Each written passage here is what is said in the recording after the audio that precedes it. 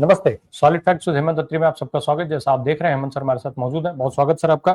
Sir बड़ी खबर है, जिस तरीके से एसआईआर को लेकर के ज्ञानेश कुमार बेशर्मी के साथ जवाब दे करके चले गए। हालांकि उन्होंने देश या विपक्ष के किसी के सवाल का जवाब नहीं दिया था, अपना जो कुछ वो चाहा वो बोल करके चले गए। जिन पत्रकारों का चाहा उनका सवाल लिया, उसका जवाब दिया और चले गए। उस पर वो भी जवाब क्लियर नहीं थे। सर अब बड़ी खबर ये आ रही है कि जो खुलासा हुआ है, हम उस पर आपसे विस्तार से समझना चाहते हैं कि ये क्या सीन है।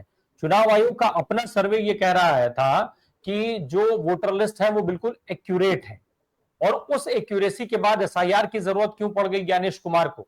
क्या राजीव कुमार की भक्ति को खत्म करके राजीव कुमार की भक्ति पर सवाल उठा रहे हैं ज्ञानेश कुमार? सीधे सीधे माना जाए तो, क्योंकि राजीव कुमार का जो लिस्ट था वो बिल्कुल एक्यूरेट था और ज्ञानेश कुमार एसआईआर करा रहे हैं। राम प्रकाश जी नमस्कार, आपको सारे दर्शक साथियों को। देखिए, मैं पहले दिन से एक बात कह रहा हूं, जब से एसआईआर पे ये विवाद हुआ, ये सब सारी चर्चा हुई, कि हम लगातार एक बात कह रहे हैं कि बिहार लोकसभा का चुनाव पूरे देश का चुनाव, और उसके बाद ऑल ऑफ ए सडन 24 जून को एसआईआर का फैसला। इसकी कोई पृष्ठभूमि नहीं है, कुछ नहीं है। ये जैसे कहते हैं ना, एक आफ्टर थॉट आया कहीं से, आकाशवाणी हुई कि इसको ऐसे कर लीजिए। और उस आकाशवाणी के मूल में क्या था कि भाई महाराष्ट्र के अंदर वोटर बड़ी संख्या में जोड़ करके चुनाव किया था, तो यहाँ एक नई टेक्नोलॉजी, क्योंकि वो टेक्नोलॉजी पकड़ी गई आपकी महाराष्ट्र में, तो यहाँ कोई नई टेक्निक लगाई, और डेटा उनके पास सब तरीके का अवेलेबल है, सब बीजेपी के पास भी, चुनाव आयोग के पास भी। तो ऐसे में एक ये नया इनोवेशन निकाला गया बिना इस चीज की परवाह किए कि इसके आफ्टर इफेक्ट्स क्या हों। तो सीधे सीधे जैसे होता है ना, एक झटके में एक कलम से आपने सर आदेश कर दिए कि एसआईआर होगा 1 महीने के अंदर। हकीकत में राम प्रकाश जी, पहले दिन से आपको एक ही बात कर रहा हूँ कि ये जो मतदाता सूचियों की सफाई नहीं, ये लोकतंत्र के सफाई का अभियान है, षड्यंत्र है और साजिश है। और ये अब खुद साबित हो गया है चुनाव आयोग के सर्वेक्षण में। आपको पता है कि जिस तरीके से कोई भी चुनाव होता है इस देश के अंदर, तो चुनाव आयोग एक कार्यक्रम चलाता है। चुनाव आयोग का एक बहुत बहुप्रतीक्षित कार्यक्रम है, उसको स्वीप बोलते हैं। What is that? Systematic voter education and electoral participation, यानी कि मतदाताओं की सतत शिक्षा, उनकी प्रतिभागिता और उनकी जागरूकता। ये चुनाव आयोग ने कार्यक्रम शुरू किया था कि मैक्सिमम पार्टिसिपेशन एनरोल कर देते हैं। ये स्वीप कार्यक्रम के तहत चुनाव आयोग 2 बार सर्वे करता है। कब? एक तो जब चुनाव का कार्यक्रम शुरू हो रहा होता है, और एक जब चुनाव समाप्त हो जाए, और बहुत ही एक्सटेंसिव सर्वे हुई। तो ये एक चीज आज हमारे पास समय है कि हम इसको खोल के दर्शकों को बताएं, और दर्शक खुद तय कर लेंगे कि ये खेल क्या है। बिहार के अंदर आपको पता है, लोकसभा चुनाव के बाद, उससे पहले और बाद में 243 विधानसभा क्षेत्र हैं। हर एक विधानसभा के 4-4 बूथों पर, 2 शहरी 2 ग्रामीण, 2 बूथ जिन पे हाई वोटिंग परसेंटेज, 2 बूथ जिन पे कम वोटिंग परसेंटेज। उस पे हर तरीके के सवाल, हर जो बूथ के ऊपर 60, यानी कि एक विधानसभा में 240 लोग, उसको गुणा कर लीजिए 243 विधानसभा से। इतने लोगों का कंक्रीट फीडबैक के आधार पर चुनाव आयोग अपनी स्वीप की कार्यवाही को आगे बढ़ाता है। और इन लोगों ने जो वहां पर कहा, सर्वे के दौरान जो चुनाव आयोग की टीम को कहा, वो आप सुनेंगे तो आप भी हैरान रह जाएंगे। क्या नाम है अपने, ज्ञानेश कुमार गुप्ता, और पूरे चुनाव आयोग को मुंह दिखाने की वो नहीं मिलेगी कि वो किस मुंह से जनता के बीच होंगे। इस सर्वे का रिपोर्ट जो है, इसका फॉरवर्ड किसमें लिखा है? इस साल जनवरी 2025 में पब्लिश हुआ है सर्वे की रिपोर्ट। इसका फॉरवर्ड लिखा है बिहार के गवर्नर ने, चीफ सेक्रेटरी ने और मुख्य चुनाव अधिकारी ने। सोचिएगा, इससे ऑथेंटिक डॉक्यूमेंट कोई हो सकता है क्या? आगे चलिए। सर्वे के अंदर 98.9, राम प्रकाश जी बहुत ध्यान से सुनिएगा, 98.9% लोगों ने कहा कि जो वोटर सूची में विवरण दर्ज है वोटर का, वो परफेक्ट है, सटीक है। 100 में से 98.9% लोग कह रहे हैं। केवल 0.3% ने यह कहा कि उनका नाम दर्ज होने में छिटपुट गड़बड़ है, जैसे राम प्रकाश में प्रकाश की स्पेलिंग गलत होगी या कोई आगे पीछे कोई अक्षर टूट गया, उस टाइप। केवल 0.3%। और 0.7% ने कहा कि हम निश्चित तौर पे नहीं कह सकते कि ये ठीक है या कुछ कमी है। कई बार होता है लोग कम जागरूक होते हैं, क्या होते हैं, लेकिन 98.3% की एक्यूरेसी, और उसके बावजूद इस तरह की शर्मनिरपेक्षता कि पूरी स्टेट को आप जो किया अपने ज्ञानेश कुमार गुप्ता ने वोटर लिस्टों की सफाई के नाम पर, लोकतंत्र की सफाई। 31.8% लोगों ने माना कि कुछ सदस्यों के नाम मिसिंग है, उनके परिवार के नाम, यानी कि वो एनरोल नहीं हो पाए हैं वोटर लिस्ट के ऊपर, दर्ज नहीं हो पाए। इनमें से जो थे, जो 31.8, उनसे पूछा गया कि क्या कारण, क्यों नहीं हो पाएगा। तो 31.8 के 85.6% लोगों ने कहा कि जागरूकता की कमी, यानी कि दे आर नॉट अवेयर। जो 4% थे उन्होंने कहा रुचि नहीं है, दे डोंट टेक इंटरेस्ट। और 6% ने कहा कि दस्तावेजों की कमी है, और दस्तावेजों की जो उपलब्धता है वो सुगम नहीं है, सरल नहीं है। कोशिश करके दस्तावेजों को सरल करना चाहिए। और 1.9% लोगों ने स्पेसिफिकली मेंशन किया कि दस्तावेज हासिल करने की प्रक्रिया काफी लंबी है। और अगले डेटा पे आइएगा आप, केवल 1.9% लोगों ने कहा कि वो स्थायी लोग रूप में वहां पर जिन लोगों की वोट नहीं है वो स्थायी रूप से नहीं रह रहे हैं, केवल 1.9%। और ज्ञानेश कुमार गुप्ता के सर्वे ने क्या किया, 22 लाख लोग भरे हुए हैं और इतने लोग प्रवास में वहां उस एरिया में नहीं रहते, जबकि यहाँ पर वहां के लोग बता रहे कि 1.9% लोग। और जो वोटर आई कार्ड है, एपिक जिसको आप बोलते हैं, उसकी कवरेज राम प्रकाश जी बिहार में 99.2%। और 99.2% जिस डॉक्यूमेंट की कवरेज है उसको चुनाव आयोग कितनी बेहयाई के साथ सुप्रीम कोर्ट में ये कहता है कि हम इसको नहीं मानेंगे। अपना डॉक्यूमेंट, अपनी ही वोटर लिस्ट, उन्हीं का बनाया हुआ, और वो कहते हैं हम इसको नहीं मानेंगे। चुनाव आयोग को 2 बार आदेश करना पड़ा, और अब जाकर के ये हुआ कि जिन लोगों के साथ ये नहीं लगा उसको मान लेंगे। तो इससे बड़ा रहस्योद्घाटन कोई हो सकता हो चुनाव आयोग के दोगलेपन का, कि वो किसके हाथों में खेल रहा है, उसकी मंशा क्या है, किसी की सत्ता बचाना, किसी को सरकार में लाना, किसी के लिए डेटा मैनिपुलेशन में सहयोग करना। जो असहज वोटर ग्रुप्स हैं, जो आपकी मदद नहीं करते, जो आपको वोट नहीं डालते, उनके नाम वोटर लिस्ट में से उड़ाना। अब ज्ञानेश कुमार गुप्ता क्या मुंह दिखाएंगे, अपने ही सर्वे जो उन्हीं के कर्मचारियों ने किया है, उसके बाद क्या करेंगे। इसमें एक एक जरूरी चीज छूट रही है सर, अभी हम सर्वे पर फिर लौट करके आ जाते हैं। एक जरूरी चीज छूट रही है जिसका मैंने जिक्र किया, राजीव कुमार का, क्योंकि उस समय चीफ इलेक्शन कमिश्नर जो थे वो राजीव कुमार हुआ करते थे। अब ये खबर है कि भाई वो किसी दूसरे देश की नागरिकता ले रहे हैं, इत्यादि इत्यादि, वो खबरें चली रही हैं ऑलरेडी। क्या राजीव कुमार से आगे निकलने की कोशिश में ज्ञानेश कुमार ये 65 लाख लोगों के नामों की बलि ले रहे हैं, उनका अधिकार छीन रहे हैं? क्योंकि भक्ति साबित करनी है, बेटे बेटियों को बचाना है, पोस्ट रिटायरमेंट अरेंजमेंट देखना है। रामप्रकाश जी देखिए, पहले जो टेक्नोलॉजी चल रही थी वो कुछ और टेक्नोलॉजी जो महाराष्ट्र में थी, वोट जोड़ने की तकनीक, ऑल ऑफ ए सडन वो पकड़ी गई और वो लाइमलाइट में आ गई। तो वैसी सूरत में पिछली टेक्निक में नहीं आ सकते। तो ऑल ऑफ ए सडन ये हुआ कि भाई इसमें क्या नया खेल किया जा सकता है। आप एक चीज मत भूलिएगा, जब राजीव कुमार सीसी थे तो ज्ञानेश कुमार गुप्ता कहीं बाहर नहीं थे, वो भी चुनाव आयोग में ही थे, उन्हीं के शागिर्द, उन्हीं के जूनियर रहे, तो टेक्नोलॉजी उन्हीं से सीखी है। हो सकता है कि गुरु गुड रह गया हो, चेला चीनी बन गया हो, 2 कदम आगे चला गया। तो गुरु जी ने कोई कसर तो नहीं छोड़ी होगी भारतीय जनता पार्टी के सहयोग में, इस तरीके की कमी रही हो, ये तो हम उनकी प्रतिभा के साथ जाति करेंगे। वो तो बिल्कुल कमिटेड शायर थे मोदी जी के, उसमें कोई शक मत मानिएगा, ये भी उन्हीं के साथ है। आप कीजिएगा, क्योंकि सर इसलिए भी ये सवाल जरूरी है क्योंकि फरवरी में ही बिहार में फाइनल चुनाव लिस्ट, वोटर लिस्ट जो है पब्लिश की गई। एग्जैक्टली फरवरी में ही, फरवरी में ही राजीव कुमार जो है वो रिटायर होते हैं वहां से। अब ज्ञानेश कुमार जब चार्ज लेते हैं उसके बाद एसआईआर आ जाता है। फाइनल लिस्ट जारी करते समय भी ज्ञानेश कुमार राजीव कुमार के साथ में थे, ज्ञानेश गुप्ता जी, तब फिर एसआईआर की जरूरत क्यों पड़ गई? उस समय ये क्या कर रहे थे? नहीं, वो उस समय का स्थिति कुछ और थी। महाराष्ट्र की चोरी का मामला जितना तेजी से नैरेटिव के अंदर आया और पूरे विपक्ष ने देश के स्तर पे उठा लिया, और कर्नाटक की जिस तरह की चीजें सामने आने लगी, राहुल गांधी ने पार्लियामेंट के बाहर कह दिया था, तो उस समय ऑल ऑफ ए सडन एक जरूरत पड़ी कि भाई पिछली टेक्निक आउटडेट होगी, यहाँ तो कुछ नया खेल करना पड़ेगा। और ये जो सर्वे है बेसिकली केएपी, ये केएपी सर्वे होता है जो चुनाव आयोग का, knowledge, attitude and practices, basically ज्ञान, दृष्टिकोण और व्यवहार, कि वोटर किस तरीके का व्यवहार करता है।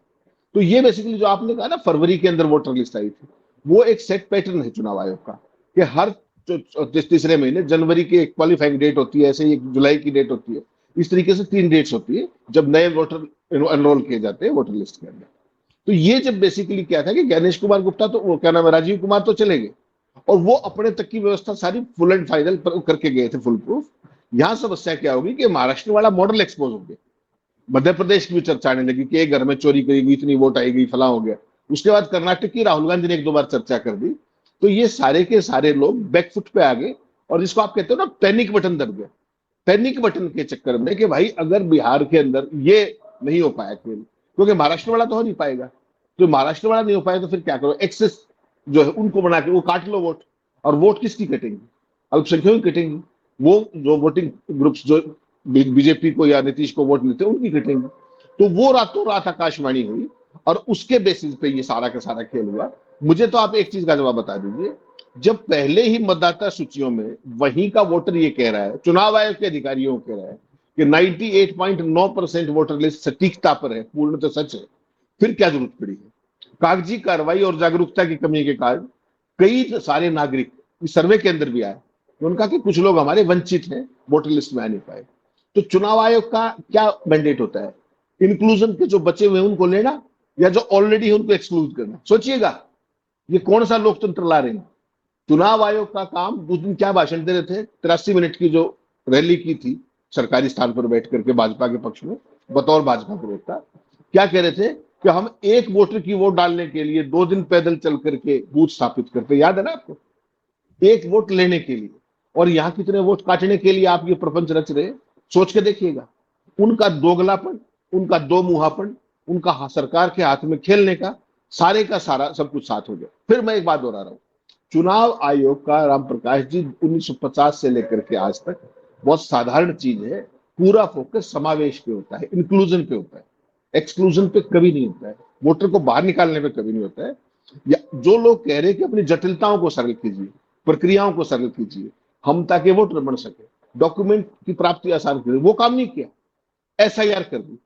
तो इसके पीछे आप मंशा समझ सकते हैं, और मंशा सिर्फ साफ है कि जनवरी 2025 की जो मतदाता सूचियां थी, उनको, खुद की सूचियों को रिजेक्ट करते हुए ऑल ऑफ ए सडन ऐसा क्या बदल गया कि आप जो है जुलाई जून के अंदर एसआईआर पर भरोसा रखें?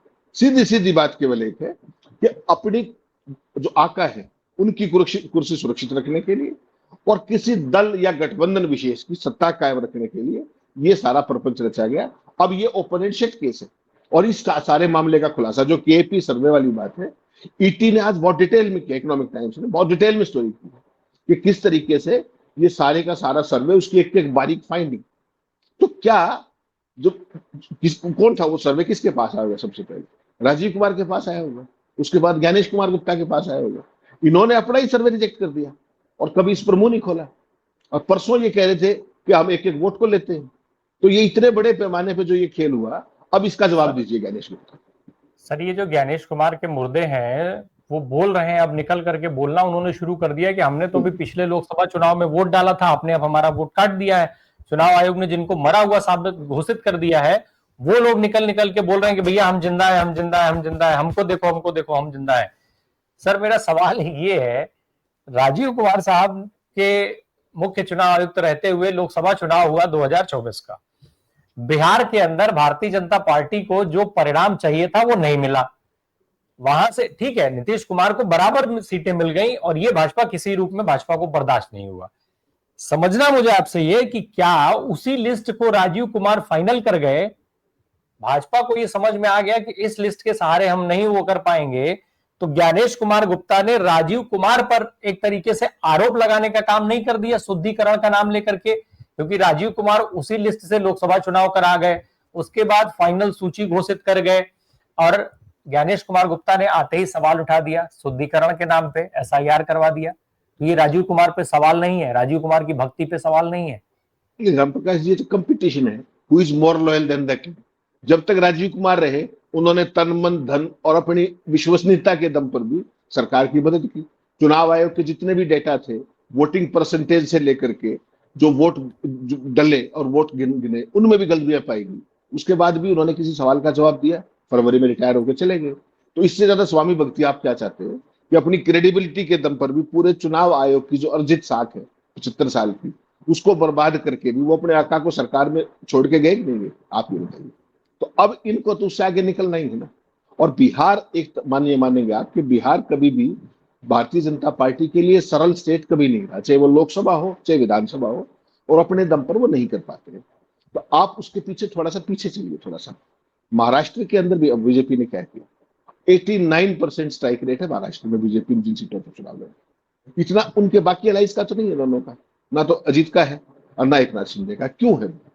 सीट वाइज इनको ये पता था एग्जैक्टली कि हमें कौन कौन सीटों पर लड़ना है और कहां कहां पर ये खेल किया जाना है। और जिन सीटों पर मैक्सिमम वोट बढ़े हैं वो सारी सीट या तो बीजेपी ने जीती है मैक्सिमम, या उसके अलायंस ने जीती। तो यहां जब एक बार, अभी तो आपको 65 लाख का फिगर पता है, राम प्रकाश जी भूल रहे हैं आप अभी भी एक बात। 65 लाख तो वो हैं जो मान लिए हैं, जिनके, मैं फिर वही बात पे आऊंगा, आप कहेंगे रिपीट कर रहा है। बेसिकली जो सर्वे जमा, फॉर्म जमा हुए, उसमें कितनों ने डॉक्यूमेंट जमा नहीं कराए, वो तो आज तक भी नहीं बताया। परसों प्रेस कॉन्फ्रेंस में पूछा ना सबने कि साहब कितनों के साथ डॉक्यूमेंट नहीं है, तो क्या कहा ज्ञानेश कुमार गुप्ता ने कि साहब वो तो सारा ब्लॉक लेवल बीएलओज और इनके ईआरओज और आरओज के पास है, बाकी सारा डेटा इनके पास है, जिनके डॉक्यूमेंट गए वो उनके पास है। सोचिएगा आप। और जिस दिन फाइनल लिस्ट बनेगी, कौन जाने ये कह दे कि 1.5 करोड़ और कट गए नाम। आप गारंटी दे सकते हैं इसकी, या गणेश गुप्ता गारंटी दे सकते हैं? जब ग्रास रूट पर घूम रहे हैं अजीत अंजुम, जो फील्ड में घूम रहे हैं बिल्कुल, और उसके बाद जो योगेंद्र यादव जैसे साथी हैं, वो सारे वहां क्या कह रहे हैं कि 40% से 70% तक लोग ऐसे हैं जिनके फॉर्म अपलोड हुए हैं, डॉक्यूमेंट नहीं है। इसको मैं और आप कैसे नकार सकते हैं? सुप्रीम कोर्ट कैसे नकार सकता है? सुप्रीम कोर्ट में कितनी बार इस बात की चर्चा है? अभी तो आपको 65 लाख बताए जा रहे हैं। कैसे? कि 22 लाख की मौत होगी और बाकी सारे लोग यहाँ रहते नहीं। जो जिन्होंने डॉक्यूमेंट नहीं लगाए उसका जिक्र कहां है? कितने पत्रकार साथियों ने पूछा ज्ञानेश गुप्ता से, जवाब दे दिया क्या उन्होंने? और ऑल ऑफ ए सडन जब 30 सितंबर को फाइनल सूची आएगी, तब वो कह देंगे 2.5 करोड़ कट के फिर कहां जाओगे आप, और फिर कहां सुप्रीम कोर्ट जाएगा? क्योंकि इलेक्शन का तो प्रोसेस ऑन रोल हो जाएगा तब। तो ये सारी का सारा खेल बिना पर्पज नहीं है। ये बेसिकली एक मेस क्रिएट किया गया है। मैं फिर आपको कह रहा हूं, जो खेल करना था ये खेल कर चुके हैं वोटर लिस्ट में। ये एक स्मोक स्क्रीन क्रिएट किया जा रहा है। जिनके नाम काटने थे वो काट चुके हैं, जिनके जोड़ने थे जोड़ चुके। ये पूरे प्रदेश में एक भ्रम फैला करके, या कल को आपका नाम कट जाए तो आप जूता लेके इनके पीछे ना पड़े कि भाई कह देंगे आपने डॉक्यूमेंट जमा नहीं किया, आपने ये नहीं किया, वो आपका सिर पे ठीकरा फोड़ने की बात है। ये लोग कभी भी अपनी चालबाजी से चूक करेंगे ऐसा आप सोच नहीं सकते। जो उनका टोन देखा होगा आपने गणेश गुप्ता का, जो उनका टेनर देखा होगा, जिस तरीके से वो दहाड़ रहे थे, जिस तरीके से वो राहुल गांधी पर हमलावर थे, जिस तरीके से उनके मुंह से अनुराग ठाकुर का नाम नहीं फूटा, भाजपा का नाम नहीं फूटा। आपको क्या लगता है वो चुनाव आयोग की प्रेस कॉन्फ्रेंस थी? वो भाजपा के किसी मुख्य प्रवक्ता की प्रेस कॉन्फ्रेंस ज्यादा थी? ये सारे देश ने कहा, और वो अपने एक भी एक्शन को जस्टिफाई नहीं कर पाए। ना यहां कर पाए, ना सुप्रीम कोर्ट में कर पाए, ना जनता की अदालत में कर पाए, ना अपने व्यवहार से कर पाए, ना अपनी बातों से कर पाए। This is a fact. और इसी कारण आप ये देखिएगा कि आज उनके कारण जो आज मोदी चुनाव जीतेंगे नहीं जीतेंगे एक बात की सुनिए, आज भारतीय जनता पार्टी आपने 11.25 साल में इतना जबरदस्त बैकफुट पे कभी नहीं देखी होगी। जो 21 जुलाई से और आज संसद का सत्र खत्म हो गया, सेशन इज ओवर टुडे। केवल और केवल ऑपरेशन सिंदूर के अलावा जो डेडिकेटेड चर्चा थी, किसी मुद्दे पर चर्चा हुई तो बता दीजिए आप, कितने सवाल जवाब हुए? कुछ भी हुआ? कोई बहस हुई? क्यों? ज्ञानेश कुमार के एसआईआर के कारण। 21 जुलाई से लेकर के आज सेशन खत्म हो गया, एसआईआर का प्रदर्शन खत्म नहीं हुआ। मतलब क्या है इसका? कि सरकार के पास विपक्ष के सवालों के जवाब नहीं है, एसआईआर का जस्टिफिकेशन नहीं। नहीं, लेकिन सर सरकार से विपक्ष कहाँ जवाब पूछ रहा है? वो तो इलेक्शन कमीशन से सवाल पूछ रहा है विपक्ष। नहीं, लेकिन जब विपक्ष का जवाब तो इलेक्शन कमीशन को देना है ना सर, सरकार तो जवाब दे ही रही है। संसद के सत्र के अंदर जब चर्चा होगी कि एसआईआर की जरूरत क्यों पड़ी, जब हाँ। 2003 के बाद एसआईआर नहीं हुआ, उसको जस्टिफाई कौन करेगा? इलेक्शन कमीशन की भी तो नोडल मिनिस्ट्री होती है। इलेक्शन कमीशन भी कहीं हवा में नहीं है ना, it also reports to ministry. तो वो कहां जाएगा? तो बेसिकली सरकार ने 1 महीने का संसद सत्र की पूरी चर्चा गवा दी, पूरे का पूरी कार्रवाई गवा दी, लेकिन एसआईआर पे चर्चा करना गवारा नहीं समझा। इससे ज्यादा बैकफुट पे आपने कभी सरकार देखी है क्या? तो आप कह रहे हैं सर सरकार ने गवा दी। बिरला साहब परेशान थे सर, विपक्ष चलने नहीं दे रहा था, रोज बताते थे, रोज लेक्चर पिला रहे थे कि आप लोग जो है क्वेश्चन आवर नहीं चलने दे रहे हैं, क्वेश्चन आवर नहीं चलने दे रहे हैं, आप लोग सदन नहीं चलाना चाहते हैं। लोगों ने, आप जनता ने आपको अपने सवाल उठाने के लिए जो है चुन करके भेजा है, इत्यादि इत्यादि। तो बिरला साहब ने कभी ये भी बताया कि सरकार एसआईआर पर चर्चा क्यों नहीं कर लेती? ये भी तो कर लेते बात। जब वहां पर राष्ट्र के नाम संदेश दे रहे थे, विपक्ष के नाम संदेश दे रहे थे कि आप चर्चा नहीं होने दे रहे, तो प्रधानमंत्री की बात कोई कोट कर लेते। प्रधानमंत्री जी ने 21 जुलाई को सुबह 10:30 बजे संसद परिसर में क्या कहा था कि हमारा हर विषय पर चर्चा करने को तैयार। पूरा राष्ट्रीय नाम संदेश 13-14 मिनट का था, पूरा लंबा चौड़ा। तो एक बार बिरला साहब वहां भी कह देते कि भाई सरकार एसआईआर पर चर्चा कर लीजिए।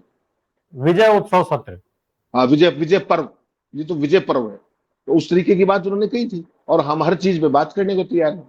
तो एक बार चेयर वाई भी कह देती कि साहब जब 1950 से लेकर के आज तक दर्जनों बार चुनाव आयोग की चर्चा सुप्रीम कोर्ट विधानसभा पार्लियामेंट में हो चुकी है, तो अब क्यों नहीं। लेकिन बिरला साहब को तो विपक्ष को ही कोसना है, जिस तरीके का होमवर्क और जिस तरीके का मैंडेट उनको दिए गए। सवाल तो ये कि चुनाव आयोग में चर्चा क्यों नहीं, चुनाव आयोग के फैसलों पर चर्चा क्यों नहीं, सवाल तो ये आएगा ना। और इसी कारण मैं आपको कह रहा हूं कि सरकार ने पार्लियामेंट का सत्र कुर्बान कर दिया, लेकिन चुनाव आयोग उसके बचाव में खड़ा रहा और सरकार चुनाव आयोग के बचाव में खड़ी रही। And both were trying to defend the indefensible. ऐसी चीज की बचाव कर रहे थे जिसका बचाव संभव नहीं है, चाहे वो मोदी सरकार हो चाहे ज्ञानेश गुप्ता हो। ये जो भी काम इन्होंने किया है एसआईआर का, ये इनडिफेंसिबल है। और कल आपको पता है सुप्रीम कोर्ट में कल फिर हियरिंग भी है, वहां अपने चीजों को कैसे डिफेंड करेंगे।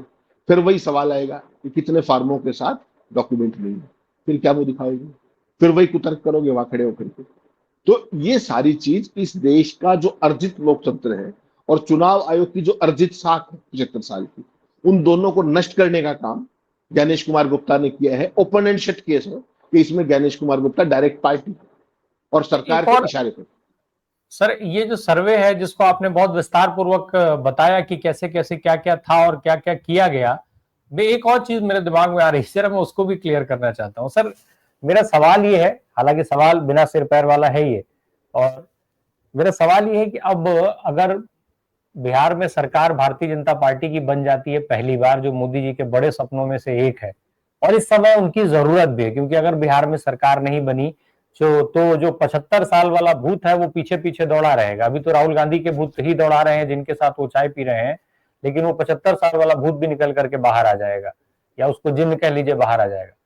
ऐसे में अगर बिहार में सरकार बन जाती है तो ज्यादा करीबी कौन माना जाएगा, राजीव कुमार की ज्ञानेश कुमार? देखिए, Rajiv Kumar has outlived his utility. उन्होंने अपना खेल किया और वो मोक्ष को प्राप्त हो गए। वो हिमालय में कहीं वो कर रहे थे, जो बता रहे थे ना आपको आखिरी प्रेस कॉन्फ्रेंस से पहले, शेयारी की, कहा कि मैं हिमालय में जाऊंगा, डिटॉक्स करूंगा अपने आप को। हालांकि अपने भाईचारे के जो लोग आपके पोमेरियन हैं, वो सारे सूत्रों के जरिए बता रहे कि भारत में ही है, कुछ बता रहे कि माल्टा में शिफ्ट हो गए, सूत्र बताते हैं कि नहीं भारत में है। तो आजकल सूत्री बताते हैं, बाकी तो धनखड़ साहब के बारे में भी सूत्री बताते हैं। देखिए, आज की तारीख में Gyanesh Kumar Gupta is more relevant obviously, क्योंकि राजीव कुमार इतिहास है, उनका जो योगदान था सरकार उसको याद रखेगी अपने हिसाब से। ज्ञानेश कुमार गुप्ता जी का देख रहे हैं योगदान, परिवार के 4 लोगों की पोस्टिंग कहाँ कहाँ है, कल देखा होगा ना आपने पूरा। सारे रिश्तेदार कितने शानदार पदों पर, चाहे वो नोएडा हो चाहे श्रीनगर हो, सारे के सारे इतनी अद्भुत नियुक्तियां हैं कि आप भी हैरान रह जाएंगे। तो ये योगदान जो है ये वैसे नहीं, ये क्विड प्रो को का एक ओपन एंड शट केस है, इट्स ए ब्लेटेंट एग्जाम्पल। तो राजीव कुमार जी ने भी इस तरह की सेवाएं दी, तो उनका भी कुछ न कुछ रेसिप्रोकल हुआ होगा, ऐसा तो मैं आप क्यों माने। तो उनकी जो पारी थी, उनका कार्यकाल था, उनका योगदान था, उसको मोदी जी अप्रिशिएट करके उससे आगे बढ़ चुके हैं। अब ज्ञानेश कुमार गुप्ता की बैटिंग है, वो पार्टी को कहां तक बैटिंग ही कर रहे हैं, वो एम्पायर नहीं, वो बीजेपी की बैटिंग कर रहे हैं। जिस तरीके से महाराष्ट्र मोदी जी का सपना था, आपने देखा किस तरीके से उसको अचीव किया उन्होंने। राजीव कुमार का ऐसा सहयोग जो आपने इतिहास में भविष्य में कभी सुनेंगे नहीं, कि इतने वोटर फ्रॉम नोवेयर आ गए और 89% का स्ट्राइक रेट आ गया। तो अभी तो देखते जाइए, अभी तो कल उसमें सुप्रीम कोर्ट में हियरिंग है, वहां पर फिर वही चर्चा होगी कि कितनों ने फार्म भरा कितनों ने नहीं भरा, फिर भी इंक्लूजन और एक्सक्लूजन की बात होगी। ये देखिए यहाँ पर सर्वे में क्या कह रहा है कि एक्सक्लूजन नहीं इंक्लूजन किया जाना चाहिए। और योगेंद्र गुप्ता ने सुप्रीम कोर्ट को क्या बताया कि साहब एक भी वोटर नहीं जुड़ा है। सुप्रीम कोर्ट में कहा खड़े होकर कि एक नया वोटर नहीं जुड़ा। एसआईआर में तो क्या होता है राम प्रकाश जी, घटेंगे तो बढ़ेंगे भी भाई। पुनरीक्षण का मतलब क्या है, क्या अकेले घटेंगे? It's both ways, inclusion and exclusion both. खड़े होकर सुप्रीम कोर्ट में कहा कि एक भी वोट जुड़ा हो तो, और चुनाव आयोग के वकील के मुंह से शब्द नहीं निकला एक भी। तो ये जो एक्साइज है ये पूरी की पूरी संदेह के घेरे में है। और अगर सुप्रीम कोर्ट के सामने ये खुल जाए कि कितने लोगों की डॉक्यूमेंट अपलोड नहीं हुए, दूध का दूध पानी का पानी तो वही हो जाएगा। इसीलिए आपने देखा 10 जुलाई से हियरिंग शुरू है, कल 22 अगस्त हो जाएगी। इस सवाल का जवाब चुनाव आयोग ने आज तक वहां भी नहीं दिया और प्रेस कॉन्फ्रेंस में भी नहीं दिया। ध्यान होगा आपको, और 4 जर्नलिस्टों ने पूछा। तो दाल में काला नहीं है, पूरी दाल काली है। और ज्ञानेश कुमार गुप्ता बहुत बुरे तरीके से एक्सपोज हो गए। हाँ, ये बात आपकी मैं स्वीकार करता हूं कि उन्होंने अपने जो गुरु थे सीनियर राजीव कुमार, उनको पहले ही कदम में बहुत पीछे छोड़ दिया है जहां तक ये सारी गड़बड़ियों का मामला है। बिल्कुल। अब एक बड़ी चीज ये भी है कि अगर बिहार तोहफे में मिल जाता है तो ज्ञानेश कुमार निश्चित तौर पे कम से कम 2029 तक, जब तक उनका कार्यकाल है, हालांकि 2029 में लोकसभा का चुनाव ज्ञानेश कुमार नहीं कराएंगे अगर कुछ नया नहीं होता है। इनका एक्सटेंशन होता है कि नहीं होता है सर? नहीं नहीं, ये अच्छा, इनका कॉन्स्टिट्यूशनल पोस्ट है। एक्सटेंशन नहीं होता है। नहीं नहीं राम प्रकाश जी, ये बेसिकली कॉन्स्टिट्यूशनल पोस्ट होती है। 5 इयर्स और 65 years, which ever is earlier. अगर आप 65 साल के हो गए और आपका कार्यकाल 6 महीने का हो तो भी आपको जाना पड़ेगा। यहाँ एक्सटेंशन का कोई स्कोप नहीं होता है। जिस दिन आप शपथ फरवरी लेते हैं, 2029 तक है इनका कार्यकाल, फरवरी जिस 2029 तक है, तो जिस दिन एक आप बार और सूची जारी करके जाएंगे ये। जिस दिन आप शपथ लेते हैं उस दिन आपकी रिटायरमेंट की डेट फिक्स होती है। बिल्कुल, तो ये वही फरवरी 2029 तक है इनका कार्यकाल। तो लोकसभा चुनाव के लिए भी फाइनल जो सूची होगी उसको जारी करेंगे ज्ञानेश कुमार, तो निश्चित तौर पे आंखों के तारे बनेंगे अगर बिहार उपहार में मिल जाए, बिहार तोहफे में दे पाए। लेकिन अगर तोहफे में नहीं दे पाते हैं तो ये देखना होगा कि क्या विपक्ष जिस महाभियोग की तैयारी कर रहा है, अगर वो ले आता है तो उसको वो स्वीकार कर लिया जाता है, उसको पास करा दिया जाता है कि नहीं करा दिया जाता है। बहुत बहुत शुक्रिया सर हमसे बात करने के लिए। Thank you so much.